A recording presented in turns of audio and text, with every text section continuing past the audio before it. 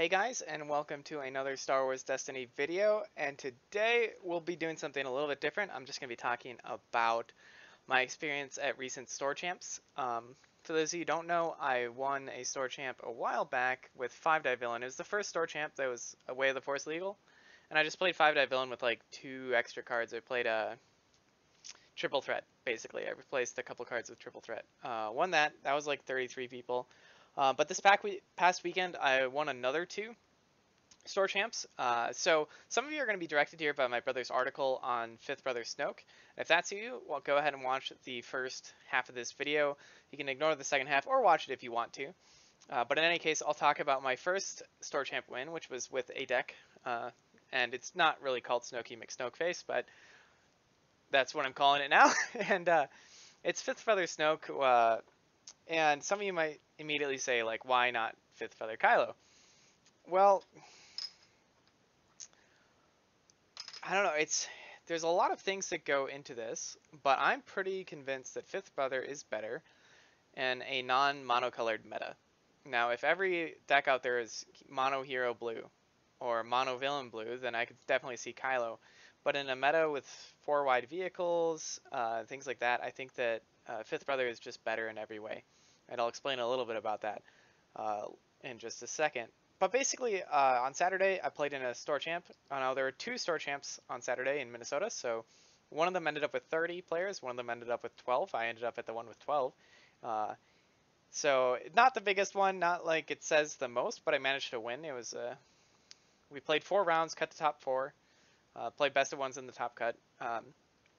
Yeah, it did exceptionally well. I played against a lot of vehicles. 2 vehicles matchups. I played against Ayla Ray with the shield plot now. I played against the Yoda Cassian Mill. I even played a game against Draw TK. But yeah, the deck performed quite well. And I'll go ahead and hop into why the deck is, in my opinion, better than the equivalent deck with Kylo. Now, first things first, you're going to notice that we have espionage here. And basically, what that allows us to do is run Comm Tower. And Comm Tower is a very asymmetrical battlefield, and what that means is that it benefits one of the players and not the other. So battlefields like Emperor's Throne Room were always that way, where one deck would have a lot of abusive specials, and then their opponent might not have abusive specials, and it would just be a huge leg up to get Throne Room, at least more so than other battlefields. Same with the vehicle battlefield, Weapons Factory Alpha, asymmetrical usage. Same with Docking Bay. But Comm Tower will typically benefit you, and if you're playing against a deck without a plot, it's not going to benefit your opponent. The main use of Comm Tower then in this would be claiming for a resource die, so that you can get 2 resources out of it. So for those of you who don't know, you can resolve one of your dice increasing its value by 1 if you can spot a plot. So yeah, that's a pretty decent ability, especially when you consider you can use it on the end of the game for an extra damage. You can use it for an extra discard at times, but basically it's there to give asymmetrical battlefield. But in addition to that, it also actually helps because you can get weapons into your graveyard for Rise Again, which is a huge play in this deck. You definitely want to Rise Again. And it also gets you 1 card closer to 4 of your combo pieces, in theory. So you'll have 25 cards left after you shuffle and draw, and that 1 card that you mill will get you 1 closer to the 4 remaining combo pieces, in theory. So most of the games, in 21 out of 25 games, you're going to get 1 card closer to your combo. So that might matter. And then in 4 out of 25 games, you're going to hit a combo piece, and it's going to be a little bit unfortunate.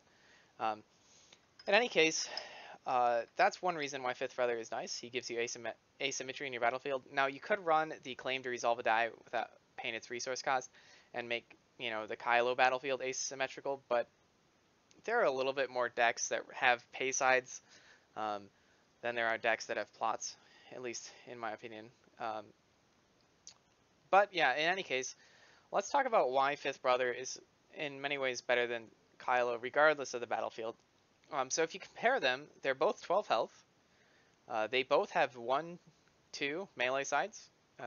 You trade the Disrupt on Kylo for a discard on Fifth Brother, and I'd say the discard is better in almost every way, except for against the fellow Rise Again deck.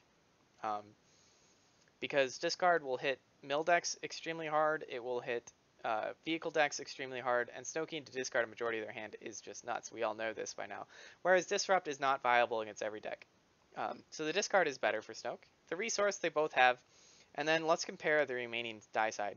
So for Kylo, we have a 2-for-1, which is just a terrible side. And when you consider the fact that most cards that cost resources, it's going to be a 1-for-2 exchange or better these days in deck building. So in losing a resource, you lose a card to pay for a mitigation, or lose a resource that would pay for a mitigation, right? So that mitigation probably would have gotten rid of 2 damage on your opponent. So when you resolve that 2-for-1 side, you're trading 2 damage for taking 2 more additional damage. Now I know that's very simple and not always going to pan out, but that's just how it is in some ways. So a 2-for-1 side is extremely bad. Not only that, yeah, well, that's all I'll say on the 2-for-1 side. But in any case, it's bad. But it can be snoked, and that is an advantage over the special side. You can't really snoke a special side. Now, the crazy thing about the special side on Fifth Brother is that many of you will point out, oh no, it's terrible die side. It can be a blank all the time. Yeah, well, so can Poe's special, and we all know how nuts that was when Maz could guarantee it. And that's kind of a similar case here with Snoke. And I'll get more into the combo pieces later on. But when you resolve it with a Fifth Brother's lightsaber, you're doing 4 damage, which is twice as much as Kylo's a single die of Kylo's die can do. So if you're comparing the two, Kylo and Fifth Brother, and you look at Kylo, let's say that he hits 66% of his calls. So on turn 3, you've hit 2 of your calls after you activate him. So he's done an extra 4 damage, right? Well, let's say that Fifth Brother's lightsaber or whatever upgrade was played on him has been mitigated every round up until this 3rd round, so the special hasn't given you any additional damage. And we get to this 3rd round, and you do the combo play of Force Speed all in, and you resolve 2 specials for 4 damage each. You've now done 4 more damage than Kylo possibly could have done with your dice on that turn, making up the 4 damage from the Kylo proc. The problem is, against Rainbow decks, Kylo does not hit 66% of the time. And you also, the simple fact of the matter is, people don't remove his upgrade dice every single turn.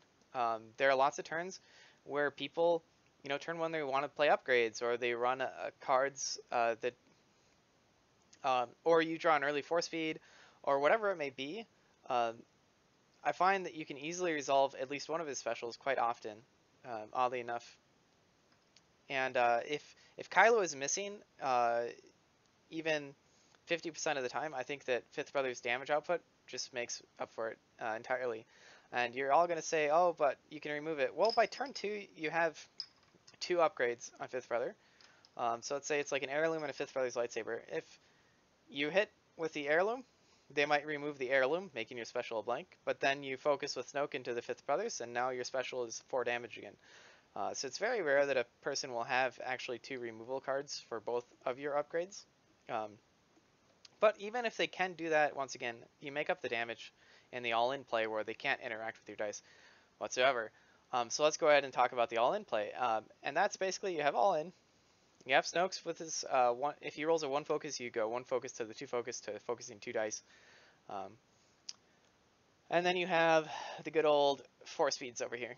And force feeds obviously are nuts. So if you can draw a force feed and an all-in, you're in business. And now there are ways to disrupt the combo, mainly friends in low places, or just not drawing your force feeds.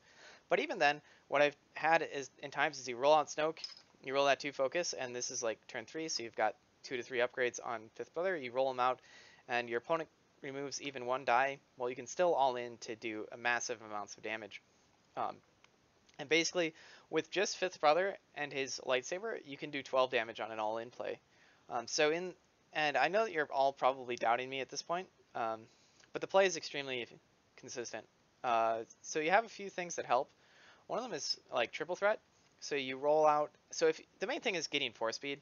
If you don't draw force speed, it's harder, but you can still guarantee Snoke focuses. And then, as I said, roll out. If they don't remove all of your dice, you're going to do a bunch of damage with the all-in. And what triple threat does is you can play it. You roll out Snoke. Your opponent rolls out a character. And then you play triple threat, re-rolling a couple of Snoke's dice and one of your opponent's die that hit a good side. And you're going to turn one of the Snoke dice to a 2 focus, and that will guarantee the all-in setup. Even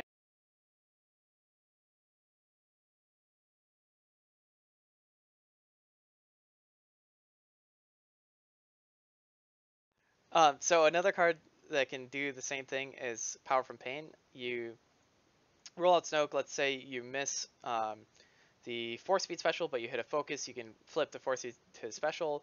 Let's say you hit the Force Speed special, but you miss focus. You can flip to focus. Um, Basically, you're doing this die fixing before you're even rolling out Fifth Brother, so that when you do the Force Speed play, you just Force Speed all in, and they can't do anything about it. Um, the other thing that makes the deck work is the same thing, and everything else that you can talk about in the deck is basically the same as Kylo Snoke. The the Snokeing resource sides to get up to that Rise Again really quickly. Um, Running Force Illusion.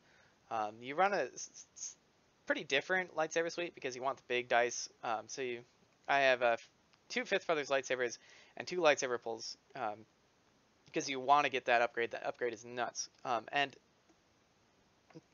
just to give an illustration, I was playing a game on Saturday at the Store Champ against four wide vehicles, and on round 3, um, I had a force speed all in play for 17 damage to kill Rose and Ezra from full health.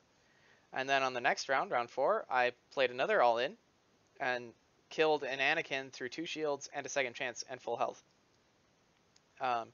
So it's a little bit nasty. So in conclusion, what I'd say is that while Kylo can give you lots of free damage, um, he needs to hit on his calls. And against certain decks, you're just not going to hit. They have 33% of 3 different colors, and you're going to hit maybe in the 33 to 50% range. Against some decks, some games you'll just straight miss. Whereas with Fifth Brother, his special is a 4-side and or a 3-side, and that damage is much more consistent than the Kylo proc. So for those reasons, I will submit to you that Fifth Brother Snoke is actually better than Kylo Snoke. And if you all disagree with me, I'd love to have a debate. I'd love to play with the deck because, trust me, it is nasty. I think it's one of the best decks possible for dealing with vehicles. I haven't had any issues whatsoever with vehicle lists where I believe Kylo has had issues in the past because he just can't do enough damage, whereas Fifth Brother, as I said, does 17 damage on round 3. Unmitigatable unless they play Friends in Low Places or remove your Snoke dice, in which case you can just roll out and they can't remove your dice because they already used their removal. Um, so yeah, I think Fifth Brother Snoke is better for all those reasons as stated. Credit to the deck goes to my brother. He's the one who first brought it out. I had my doubts until he wrecked me 3 games in a row. I was playing Rex, Trooper, Ezra, which has like defensive position, dug in, first aid, all this great stuff, and like 27 health to begin with, and I was getting killed like round 3. Like, it was nuts. Definitely by the end of round 4, I was dead. Fifth Brother just puts out a ton of damage. The deck is not infallible. It's a little bit weak to early control. If they can control you and prevent you from snoking a resource early to get up to that Rise Again play, and you can do enough direct damage, you're in business. So decks, I don't know, like, what would be a good example? I think 5-Dive Villain would have a good chance as long as I said as they remove the resource sides. But if they can't remove those resource sides on even one turn, then you're looking at 12 damage all in play all of a sudden. Or you're looking at Rise Again, you don't kill them, and the next turn they play all in. The longer the deck survives, the more likely it is to draw into all in, the more likely it is that you are just doomed. Yeah, and that's all I'll say about that deck. So the next day, I went to another Store Champ, and once again played a kind of a silly list. So once again, there were 2 tournaments. There was a community-run tournament and another Store Champ. So when you're looking at 3 Store Champs in one weekend and in addition a big community tournament, I'm not surprised that the turnout was small. There were 8 people there. So once again, winning this doesn't say that this deck is somehow the best thing in the world, but what it is a DJ Ciena Blockade deck, and once again, I really like this list. I think it's kind of clever. The Blockade is basically in there to make your opponent start out with less dice. So the typical play on turn 1 is you drop that 2-drop upgrade, and you keep ramping throughout the game. Every turn you drop that 2-drop upgrade. Well, this deck is built to prevent you from doing that so that the control available to DJ and Ciena is enough to keep them alive and allow you to win the game. You help that out with Imperial Inspection and Salvage Stand. All of your characters have at least 1 disrupt side, so you can see it there on DJ. and they're on Ciena. And obviously Ciena with the good old salvage stand is triggering it all the time. I even have barterings in there to help pay for stuff, and those will trigger salvage stand relatively reliably. That whole suite is very, very mean. The blockade, Imperial Inspection, salvage stand. Um, and I had several games where, turn one my opponent can't play an upgrade. I draw into an inspection by turn two. They play an upgrade. I roll out. I pop it back to their hand immediately. And when you're able to do this, it's extremely hard for them to do any damage to you because of how much removal is in the deck. I believe there's 17 removal cards. So in any case, it was just we played 4 rounds. I went 4-0. Took the store champ. It was fun. So what are some things that I like about this deck? Well, besides all that nastiness of keeping them low on dice, Ciena Ree rolling a resource is kind of nuts because the resources, well, she has 50% great sides, so the +2 is going to be good because you're going to roll base sides over there on DJ and on your DH17s, and you'd be surprised at how often you're able to resolve those +2s for 2 damage. And then the resources are obviously great because they allow you to afford more control, and every time you play a control card, you're dealing indirect damage to your opponent. So Ciena is kind of perfect with DJ. You need that resource gen. So I like that. Also, I like this. I like the upgrade suite. The DH17 is great. Bartering is just like, giving you resources for events. And then it can become damage later on with this sneaky little free-for-all I have in there. I love that card. Formidable is amazing. On the Hunt is great. It deals an indirect if you remove a die with it. We're running Com Tower again. Once again, asymmetry, and the best use is claiming for the Ciena resource side to get 2 resources. And let's look at this removal suite. Now, it's worth noting that I only own 1 copy of Art of War, so I ran 2 flanks instead of 2 Art of Wars. But we're looking at Crash Landing, and he doesn't like you as there's 0 cost removal that we want to draw on turn 1. You don't always draw it, but when you do draw it, it feels nuts. Obviously, Crash Landing dealing indirect is not ideal to yourself, but you just put on Ciena. You don't care about Ciena as much, and it deals an indirect to them. He doesn't like you.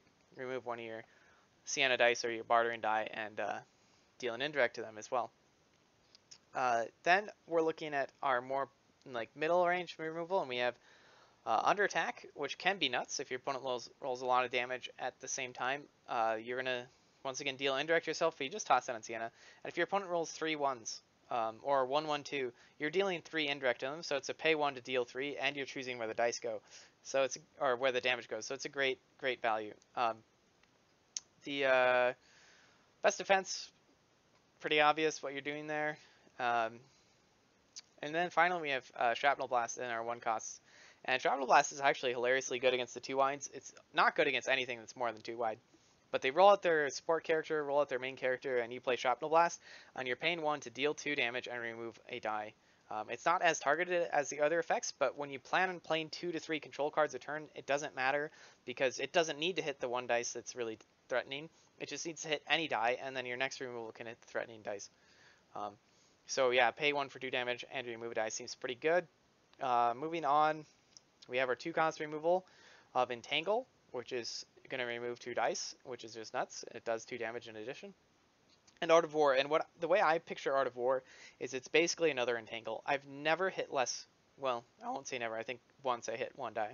But you almost always hit 2 dice, and in addition to removing 2 dice like Entangle does, you get to see their hand. And sometimes it has the upside of removing more than 2 dice. There's just a slight drawback where you don't want to roll out when you have Art of War. You kind of want them to roll out their character with 4 dice, and you immediately play Art of War and remove, a couple 1s or and a 0 or something. But yeah, Art of War is pretty excellent, and I'm not saying that it's a perfect card, but when you have a DJ there, it's pretty good. And then finally, we have In the Crosshairs, which no brainers. This card is really good. I was playing a game against the Ayla Bray deck that had double Hone Skills out and rolled out 7 dice, rolled 4 melee sides, and then I was just like In the Crosshairs. Dealt 4 damage and won the game from there. In the Crosshairs, it's nuts, and it's not hard to afford in this deck because you have Ciena and bartering. Yeah, and that's basically it. Free for all helps you close out. Oh, I forgot to mention flank. Flank is just direct removal, helps you stay alive if you don't draw other stuff. Free for all, it's kind of nice at the end of the game as a closer, especially if you're trying to finish with like a couple barterings and a on the hunt on your DJ or something. You just roll out, and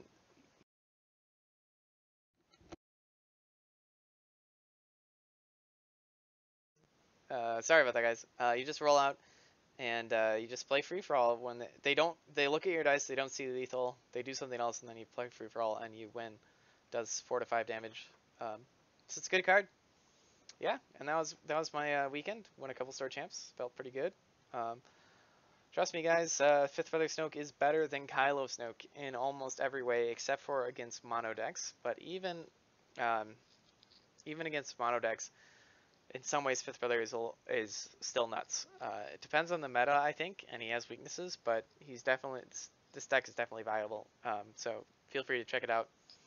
Um, and I'm interested to see what list my brother will post in his article. But yeah, talk to you guys later.